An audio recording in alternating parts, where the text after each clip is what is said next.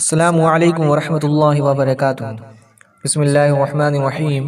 اللہم صلی علی محمد وعلی آل محمد کما صلیت علی ابراہیم وعلی آل ابراہیم انک حمید مجید۔ اللہم بارک علی محمد وعلی آل محمد کما بارکت علی ابراہیم وعلی آل ابراہیم انک حمید مجید۔ اللہ کے راستے میں نکال کر 6 صفاتوں پر محنت کرائی جاتی ہے۔ اس پر عملی مشق کرنے سے پورے دین پر چلنا آسان ہو جاتا ہے۔ یہ 6 صفات پورا دین تو نہیں ہے، لیکن اس پر ہم محنت کریں گے تو انشاءاللہ پورے دین پر چلنا آسان ہو جائے گا، جن میں سے پہلی صفت ہے ایمان، دوسری صفت ہے نماز، تیسری صفت ہے علم و ذکر، چوتھی صفت ہے اکرام مسلم، پانچویں صفت ہے اخلاص نیت، اور چھٹی صفت ہے دعوت اللہ اور پرہیز کے طور پر لایانی سے بچنا۔ تمام صفات کو ہماری زندگی میں لانے کے لیے 3 کام کرنے ہوں گے: دعوت دینا، مشق کرنا اور دعا کرنا۔ ان 6 صفات کی دعوت 5 لائن سے دینا ہے، ہر وقت دینا ہے، ہر جگہ دینا ہے، ہر حال میں دینا ہے، ہر ایک کو دینا ہے، ہر عمل سے دینا ہے۔ ایمان کے بغیر اللہ کو پہچان نہیں سکتا، نماز کے بغیر اللہ کے حق کو ادا نہیں کر سکتا، علم کے بغیر اللہ کی منشا کو پہچان نہیں سکتا، ذکر کے بغیر اللہ کے حق کو پورا نہیں کر سکتا، اکرام کے بغیر کچھ بچا کے لے جا نہیں سکتا، اخلاص کے بغیر اللہ سے کچھ لے نہیں سکتا، اور دعوت کے بغیر انسانیت کو کچھ دے نہیں سکتا۔ کلمے سے عمل زندہ ہوگا، نماز سے عمل ظاہر ہوگا، علم سے عمل مکمل ہوگا، ذکر سے عمل میں جان آئے گی، اکرام سے عمل محفوظ ہوگا، اخلاص سے عمل قیمتی ہوگا، دعوت سے عمل دوسروں تک پہنچے گا۔ پہلی صفت ہے ایمان۔ ایمان سے یہ چاہا جاتا ہے کہ ہمارے دلوں کا یقین صحیح ہو جائے۔ ایمان کا کلمہ ہے لا الہ الا اللہ محمد رسول اللہ۔ ان میں 4 باتوں کا دھیان رکھنا بہت ضروری ہے۔ کلمے کے الفاظ کا صحیح یاد ہو، کلمے کے معنی کا پتہ ہو، کلمے کے مطلب کا علم ہو، اور کلمے کے تقاضے کو جان کر اسے پورا کرنے والے بنے۔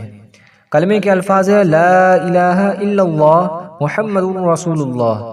کلمے کا معنی ہے نہیں ہے کوئی معبود سوائے اللہ کے، اور محمد صلی اللہ علیہ وسلم اللہ کے رسول ہیں۔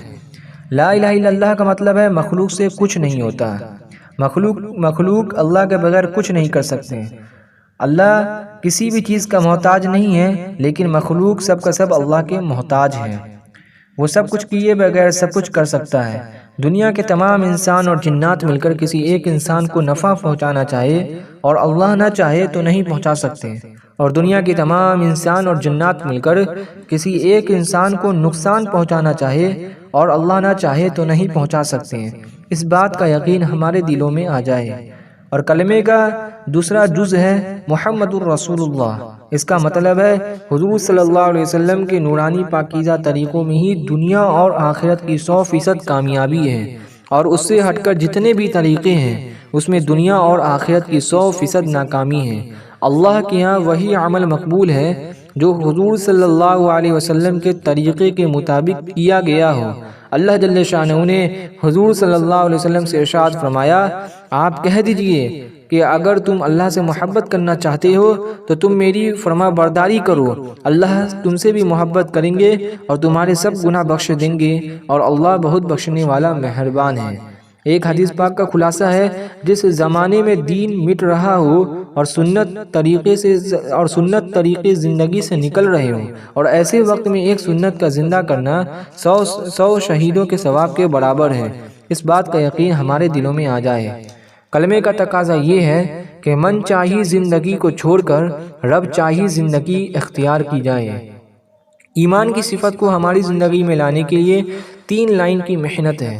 پہلا کام ہے امت میں چل پھر کر ایمان کی خوب دعوت دی جائے۔ حضور صلی اللہ علیہ وسلم کے ارشاد ہے، اس پاک ذات کی قسم جس کے قبضے قدرت میں میری جان ہے، اگر تمام آسمان اور زمین اور جو لوگ ان کے درمیان میں ہیں وہ سب، اور جو چیزیں ان کے درمیان میں ہیں وہ سب کچھ، اور جو کچھ ان کے نیچے ہے وہ سب کا سب ایک پلڑے میں رکھ دیا جائے اور لا الہ الا اللہ کا اقرار دوسرے جانب کر دی جائے تو کلمہ والا پلڑا بھاری ہو جائے گا۔ صحیح حدیث میں وارد ہے، قیامت اس وقت تک قائم نہیں ہو سکتی جب تک لا الہ الا اللہ کہنے والا کوئی زمین پر ہو۔ دوسری حدیث میں آیا ہے کہ جب کوئی بھی اللہ اللہ کہنے والا روئے زمین پر ہوگا قیامت نہیں ہوگی۔ حضرت زید بن ارقم رضی اللہ عنہ حضور صلی اللہ علیہ وسلم سے نقل کرتے ہیں کہ جو شخص اخلاص کے ساتھ لا الہ الا اللہ کہے وہ جنت میں داخل ہوگا۔ کسی نے پوچھا کہ کلمے کی اخلاص یعنی کلمے کی علامت کیا ہے؟ آپ صلی اللہ علیہ وسلم نے فرمایا کہ حرام کاموں سے روک دیں۔ دوسرا کام ہے عملی مشق کرنا۔ جب بھی مخلوق سے ہوتا ہوا نظر آئے تو اس کی نفی کریں اور دل کو سمجھائیں کہ کرنے دھرنے والی ذات صرف اللہ ہی کی ہے۔ اللہ کی بنائی ہوئی مخلوقات میں غور و فکر کریں جس سے اللہ کی معرفت نصیب ہوگی۔ اپنی آنکھوں کا دیکھنا، کانوں کا سننا، زبان کا بولنا، دماغ کا سوچنا صحیح کریں۔ بول چال میں سبحان اللہ، الحمدللہ، ماشاء اللہ، جزاکم اللہ سب اللہ کے فضل و کرم سے ہم بولتے رہیں۔ تیسرا کام ہے دعا کرنا۔ ایمان کی حقیقت کو دعاؤں کے ذریعے رو رو کر اللہ سے خوب مانگیں۔ دوسری صفت ہے نماز۔ نماز سے یہ چاہا جاتا ہے کہ ہماری 24 گھنٹے کی زندگی نماز والی صفت پر آ جائے اور نماز کے ذریعے ہم اللہ تبارک و تعالی سے لینے والے بن جائیں۔ یعنی جس طرح نماز ہم اللہ کے حکم کے مطابق اور حضور صلی اللہ علیہ وسلم کے طریقے کے مطابق ہی پڑھتے ہیں، اس کے خلاف نہیں کر سکتے ہیں، اسی طرح نماز کے باہر والی زندگی بھی اللہ کے حکم کے مطابق اور حضور صلی اللہ علیہ وسلم کے طریقے کے مطابق ہی ہم گزارنے والے بن جائیں اور ہر گناہ سے ہم بچ جائیں۔ تمام احکام کو اللہ جل شانہ نے حضرت جبرائیل علیہ السلام کے ذریعے دنیا میں اتارے، لیکن جب نماز دینے کا وقت آیا تو اللہ تعالیٰ نے اپنے محبوب نبی صلی اللہ علیہ وسلم کو اپنی حضوری میں بلا کر تحفہ کے طور پر عنایت فرمائی۔ اسی لیے فرمایا گیا کہ نماز مومن کی معراج ہے۔ جس طرح حضور صلی اللہ علیہ وسلم نے معراج میں اللہ سے براہ راست باتیں کی، اسی طرح جب کوئی مومن بندہ نماز میں کھڑا ہوتا ہے تو براہ راست اللہ تبارک و تعالی سے باتیں کرتا ہے۔ دوسرا احکام ہے وقتی اور شخصی، لیکن نماز ہر مسلمان عاقل بالغ مرد عورت پر دن رات میں 5 وقت کی فرض ہے۔ نماز ہماری صحیح ہوگی تو زندگی صحیح ہوگی، اور زندگی صحیح ہوگی تو قیامت میں اللہ جل شانہ زندگی کا حساب سختی سے نہیں لیں گے۔ نماز پر محنت کریں گے تو نماز جاندار بنے گی، اور نماز جاندار بنے گی تو 2 رکعت پڑھ کر ہم اللہ تبارک و تعالی سے براہ راست لینے والے بنیں گے۔ نماز کی صفت کو ہماری زندگی میں لانے کے لیے 3 لائن کی محنت ہے۔ پہلا کام ہے امت میں چل پھر کر نماز کی خوب دعوت دی جائے۔ حضور صلی اللہ علیہ وسلم کا ارشاد ہے، حق تعالی شانہ نے فرمایا کہ میں نے تمہاری امت پر 5 نمازیں فرض کی ہیں، اور اس کا میں نے اپنے لیے عہد کر لیا ہے کہ جو شخص ان 5 نمازوں کو ان کے وقت پر ادا کرنے کا اہتمام کرے اس کو اپنی ذمہ داری پر جنت میں داخل کروں گا، اور جو ان نمازوں کا اہتمام نہ کرے تو مجھ پر اس کی کوئی ذمہ داری نہیں۔ ایک حدیث میں آیا ہے، جو شخص نماز کا اہتمام کرتا ہے حق تعالی شانہ 5 طرح سے اس کا اکرام اور اعزاز فرماتے ہیں۔ ایک یہ کہ اس پر سے رزق کی تنگی ہٹا دی جاتی ہے، دوسرا یہ کہ اس سے عذاب قبر ہٹا دیا جاتا ہے، تیسرا یہ کہ قیامت کو اس کے نامہ اعمال دائیں ہاتھ میں دیے جائیں گے، چوتھے یہ کہ پل صراط پر سے بجلی کی طرح گزار دیا جائے گا، پانچویں یہ کہ بے حساب جنت میں جائے گا۔ حضور صلی اللہ علیہ وسلم کا ارشاد ہے کہ اللہ جل شانہ نے میری امت پر سب چیزوں سے پہلے نماز فرض کی ہے، اور قیامت میں سب سے پہلے نماز ہی کا حساب ہوگا۔ دوسرا کام ہے عملی مشق کرنا۔ نماز کے ظاہر اور باطن کو درست کرنا ہے۔ نماز کا ظاہر یہ ہے کہ وضو، غسل اور نماز کے فرائض، واجبات، سنتیں، مستحبات، دعائیں، قرات اور نماز کے ارکان یعنی قیام، رکوع، سجدہ، جلسہ، سلام وغیرہ سب چیزوں کو سیکھیں اور معتبر علماء سے پوچھ کر درست کریں۔ نماز کا باطن یہ ہے کہ نماز اس دھیان سے کے ساتھ پڑھا جائے کہ میں اللہ کو دیکھ رہا ہوں، اور یہ کیفیت نہ ہو سکے تو یہ دھیان کریں کہ اللہ مجھے دیکھ رہا ہے۔ اس کے لیے تنہائی میں 2 رکعت نفل نماز پڑھ کر اللہ کا دھیان جمانے کی مشق کریں۔ نماز پر محنت کر کے نماز میں 5 باتوں کو پیدا کرنا بہت ضروری ہے: کلمہ والا یقین، فضائل والا علم، مسائل والی شکل، اللہ والا دھیان، اخلاص والی نیت۔ جب کوئی بھی حاجت ہمیں پیش آئے تو سب سے پہلے نماز ہی کے ذریعے ہم اس کو حل کرانے کی کوشش کریں۔ تیسرا کام ہے دعا کرنا۔ نماز کی حقیقت کو دعاؤں کے ذریعے رو رو کر اللہ سے خوب مانگا جائے۔ تیسری صفت ہے علم و ذکر۔ علم سے یہ چاہا جاتا ہے کہ میرا اللہ اس وقت اس حال میں مجھ سے کیا چاہتا ہے، اس کی تحقیق کرنا اور معلوم کر کے اس کو پورا کرنا ہے۔ دور صحابہ میں ایک علم تھا جو پوری امت کو 100% اللہ کے حکموں پر کھڑا کیے ہوئے تھا، وہ فضائل والا علم تھا۔ جب سے فضائل والا علم امت میں سے نکلا تو 100% امت میں سے نماز جیسا اہم فریضہ بھی باقی نہ رہا۔ اب پھر سے محنت کر کے فضائل والے علم کو امت میں زندہ کرنا ہے۔ علم دو طرح کے ہیں، فضائل والا علم اور مسائل والا علم۔ فضائل والے علم میں سے عمل کا شوق پیدا ہوگا اور مسائل والے علم سے اعمال صحیح ہوں گے۔ علم کی صفت کو ہماری زندگی میں لانے کے لیے 3 لائن کی محنت ہے۔ پہلا کام ہے امت میں چل پھر کر علم کی خوب دعوت دی جائے۔ ایک حدیث پاک کا خلاصہ ہے، حضور صلی اللہ علیہ وسلم نے فرمایا، تمام مسلمان مرد عورت پر دین کے اتنے علم کا سیکھنا فرض ہے جس سے حلال اور حرام کی تمیز ہو سکے اور جائز و ناجائز کی پہچان ہو سکے۔ ایک حدیث پاک کا خلاصہ ہے، حضور صلی اللہ علیہ وسلم نے فرمایا، جو بندہ علم دین سیکھنے کے لیے اپنے گھر سے نکلتا ہے تو فرشتے خوشنودی کے واسطے اس کے پیروں کے نیچے اپنے پروں کو بچھاتے ہیں اور تمام مخلوقات یہاں تک کہ چرندے پرندے، جنگل میں رہنے والے جانور، حتیٰ کہ دریا میں رہنے والی مچھلیاں تک دعائے مغفرت کرتی ہیں۔ ایک حدیث پاک کا خلاصہ ہے، حضور صلی اللہ علیہ وسلم نے فرمایا، علم عمل کا امام ہے اور عمل اس کے تابع ہیں۔ علم کی وجہ سے بندہ امت کے بہترین افراد تک پہنچ جاتا ہے۔ دوسرا کام ہے عملی مشق کرنا، ہر عمل کے وقت اس کی قیمت کا پتہ ہو، علماء حق کی صحبت اختیار کی جائے اور بتایا کہ تنہائی میں معتبر کتابوں کا مطالعہ کیا جائے۔ اپنے آپ کو آپ صلی اللہ علیہ وسلم کی سنتوں کا پابند بنا کر جو بھی مسئلہ پیش آئے اپنے مسلک کے معتبر علماء سے پوچھ کر اس پر عمل کیا جائے۔ تیسرا کام ہے دعا کرنا، علم نافع کو دعاؤں کے ذریعے رو رو کر اللہ سے خوب مانگا جائے۔ اور ذکر سے یہ چاہا جاتا ہے کہ ہمارے اندر اللہ کا دھیان پیدا ہو جائے۔ مخلوق کی مشغولی چاہے جائز یا حلال ہی کیوں نہ ہو، دل پر ضرور اثر کرتی ہے۔ اس اثر کا نام غفلت ہے اور اثر کو دور کرنے کے لیے اللہ کے ذکر کی ضرورت ہوتی ہے۔ ہر چیز کو صاف کرنے کے لیے کوئی نہ کوئی چیز موجود ہوتی ہے، مثلاً بدن اور کپڑے کو صاف کرنے کے لیے صابن ہوتا ہے اور لوہے کے زنگ کو دور کرنے کے لیے آگ کی بھٹی کی ضرورت ہوتی ہے۔ اسی طرح دل کی غفلت کو دور کرنے کے لیے اللہ کے ذکر کی ضرورت ہوتی ہے۔ ذکر کی حقیقت کو ہماری زندگی میں لانے کے لیے 3 لائن کی محنت ہے۔ پہلا کام ہے امت میں چل پھر کر ذکر کی خوب دعوت دی جائے۔ حضور صلی اللہ علیہ وسلم کے ارشاد ہے، جنت میں جانے کے بعد اہل جنتی کو کسی بھی چیز کا قلق اور افسوس نہیں ہوگا بخبر اس گھڑی کے جو دنیا میں اللہ کے ذکر کے بغیر گزر گئی ہو۔ حضور صلی اللہ علیہ وسلم کا ارشاد ہے، اللہ کے ذکر سے بڑھ کر کسی آدمی کا کوئی عمل عذاب قبر سے زیادہ نجات دلانے والا نہیں۔ ایک صحابی نے عرض کیا، یا رسول اللہ صلی اللہ علیہ وسلم، احکام تو شریعت کے بہت سے ہیں جن پر عمل تو ضروری ہے، لیکن مجھے ایسا کوئی عمل بتا دیجئے جس کو میں اپنا معمول بنا لوں۔ آپ صلی اللہ علیہ وسلم نے ارشاد فرمایا، تمہاری زبان اللہ کے ذکر سے ہر وقت تر رہے۔ دوسرا کام ہے عملی مشق کرنا، صبح و شام کی تسبیحات کو پابندی سے قبلہ رخ بیٹھ کر معنی کو سمجھ کر اللہ کے دھیان کے ساتھ پوری کی جائیں۔ قرآن پاک کی تلاوت آداب کی رعایت کرتے ہوئے ترتیل اور تجوید کے ساتھ کرنے کا اہتمام کریں۔ موقع محل اور خلوت اور جلوت اور کی مسنون دعاؤں کا اہتمام کریں۔ تیسرا کام ہے دعا کرنا، ذکر کی حقیقت کو دعاؤں کے ذریعے رو رو کر اللہ سے خوب مانگا جائے۔ چوتھی صفت ہے اکرام مسلم۔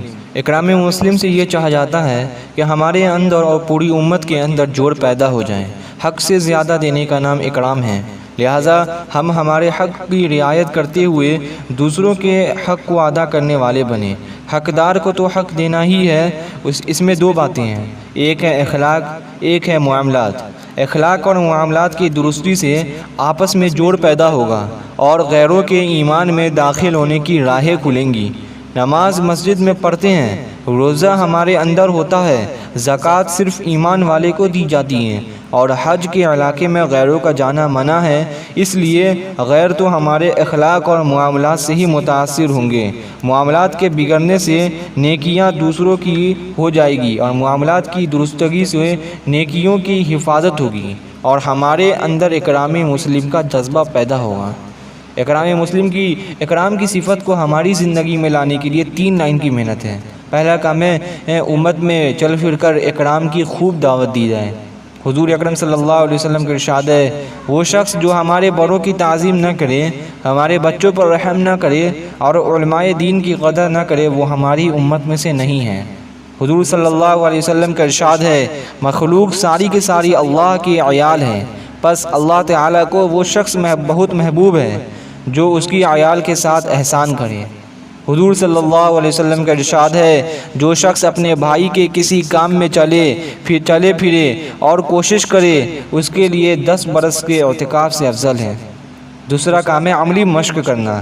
ہر ایمان والے کو عزت کی نگاہ سے دیکھے اور اس کا اکرام کرے، غیروں سے اچھا سلوک کریں، ہر ایک کے حقوق کو جان کر ادا کریں، اپنی ذات سے کسی کو تکلیف نہ پہنچائے، سب کو فائدہ پہنچائے، گنہگار سے نفرت نہیں کرنا ہے بلکہ گناہوں سے نفرت کرنا ہے، جو اپنے لیے پسند کرے وہی اپنے بھائی کے لیے پسند کریں۔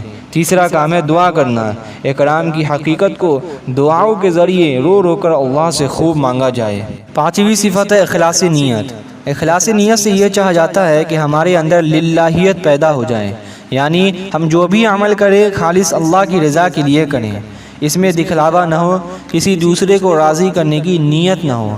ہم جو بھی عمل کرتے ہیں صحیح ہے یا غلط علماء ہی بتا سکتے ہیں، اور عمل میں اخلاص ہے یا نہیں وہ اللہ ہی جانتے ہیں، لیکن اللہ اس وقت بتلائیں گے جب عمل کرنے کا وقت ہاتھ سے نکل چکا ہوگا۔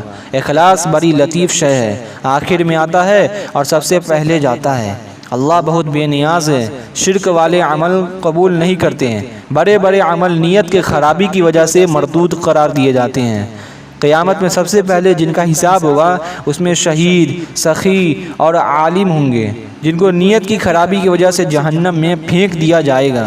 اخلاص کی حقیقت کو ہماری زندگی میں لانے کے لیے 3 لائن کی محنت ہے۔ پہلا کام ہے امت میں چل پھر کر اخلاص کی خوب دعوت دی جائے۔ حضور صلی اللہ علیہ وسلم کا ارشاد ہے، اخلاص والوں کے لیے خوشحالی ہو کہ وہ ہدایت کے چراغ ہے، ان کی وجہ سے سخت فتنے دور ہو جاتے ہیں۔ حضور صلی اللہ علیہ وسلم نے ارشاد فرمایا، اس امت کو رفعت و عزت اور دین کے فروغ کی بشارت سنا دو، لیکن دین کے کسی کام کو جو شخص دنیا کے واسطے کرے آخرت میں اس کا کوئی حصہ نہیں۔ حضور صلی اللہ علیہ وسلم نے ارشاد فرمایا، مجھے تم پر سب سے زیادہ خوف شرک اصغر کا ہے۔ صحابہ رضی اللہ عنہ نے عرض کیا، شرک اصغر کیا ہے؟ حضور صلی اللہ علیہ وسلم نے ارشاد فرمایا، دکھلاوے کے لیے عمل کرنا۔ دوسرا کام ہے عملی مشق کرنا۔ ہر عمل کے وقت اپنی نیت کو درست کریں۔ عمل شروع کرتے سوچیں کہ یہ کام میں کس لیے کر رہا ہوں۔ نماز کے علاوہ عمل کے درمیان میں بھی سوچیں کہ یہ کام کس کے لیے کر رہا ہوں، اور آخر میں بھی سوچیں کہ یہ کام کس کے لیے ہوا۔ اگر جواب ہوا اللہ کے لیے تو شکر ادا کرنا ہے اور استغفار کریں کہ جیسا حق تھا ویسا ادا نہ ہو سکا، کیونکہ بد نیتی سے عمل مردود ہو جاتا ہے اور بے نیتی سے عمل فاسد ہو جاتا ہے۔ روزانہ کوئی ایک عمل ایسا کرنے کی کوشش کریں جس کو اللہ تبارک و تعالی اور اس کے فرشتوں کو سوا نہ دیکھیں۔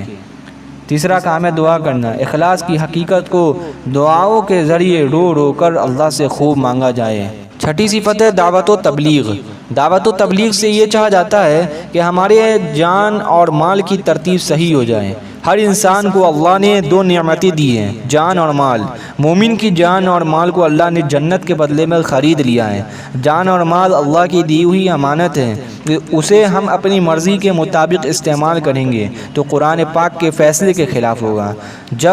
جب تک امت کی جان اور مال کا استعمال صحیح تھا، دین دنیا میں سرسبز اور شاداب تھا۔ جب سے جان اور مال کا استعمال غلط طریقے سے ہونے لگا تو غیر محسوس طریقے سے دین زندگیوں سے نکلتا چلا گیا۔ شریعت کو اٹھا کر دیکھو کہ حضور صلی اللہ علیہ وسلم نے صحابہ نے جان اور مال کہاں لگایا، پتہ چلے گا اپنے آپ کو سب سے زیادہ دین پر لگایا۔ پھر بیوی بچوں پر لگایا، اور وہاں سے وقت بچا تو اپنی کمائی پر لگایا، اور جو کچھ کمایا اس کو زیادہ سے زیادہ دین پر لگایا۔ وہاں سے بچا تو ضرورت مندوں پر لگایا، اور وہاں سے بچا تو اپنے آپ پر لگایا۔ اس طرح دین کی محنت کریں گے تو اللہ جل شانہ بغیر محنت کے مال دیں گے، اور بغیر مال کے چیز دیں گے، اور بغیر چیزوں کے کام بنائیں گے۔ ہماری جان اور مال کی ترتیب صحیح ہو جائے، اس کے لیے بڑوں نے ایک ترتیب بتائی ہے کہ زندگی کی مشغولی سے نکل کر جلد سے جلد 4 ماہ اللہ کے راستے میں لگایا جائے، اور پھر ہر سال 40 دن اور مقام پر رہ کر 5 کام اہتمام کے ساتھ کریں۔ دعوت اللہ کی حقیقت کو ہماری زندگی میں لانے کے لیے 3 لائن کی محنت ہے۔ پہلا کام ہے امت میں چل پھر کر اللہ کے راستے میں نکلنے کی خوب دعوت دی جائے۔ حضور صلی اللہ علیہ وسلم نے ارشاد فرمایا، اللہ کے راستے میں تھوڑی دیر کھڑا رہنا شب قدر میں حجرہ اسود کے سامنے عبادت کرنے سے بہتر ہے۔ حضور صلی اللہ علیہ وسلم نے ارشاد فرمایا، ایک صبح یا ایک شام اللہ کے راستے میں نکل جانا دنیا اور ما فیہا سے بہتر ہے۔ حضور صلی اللہ علیہ وسلم نے ارشاد فرمایا، تھوڑی دیر اللہ کے راستے میں کھڑا ہونا اپنے گھر کی 70 سالہ نفل نمازوں سے افضل ہے۔ دوسرا کام ہے عملی مشق کرنا۔ ہر سال 40 دن کا اہتمام کریں، مقامی 5 کام اہتمام کے ساتھ کریں، آنے والی جماعت کی نصرت کریں، ہفتے واری جماعت میں تام اور قیام کے ساتھ شرکت کریں، مشورہ جوڑ اور اجتماعات میں اہتمام کے ساتھ شرکت کریں۔ تیسرا کام ہے دعا کرنا۔ دعوت اللہ کی حقیقت کو دعاؤں کے ذریعے رو رو کر اللہ سے خوب مانگا جائے۔ جزاکم اللہ خیرا۔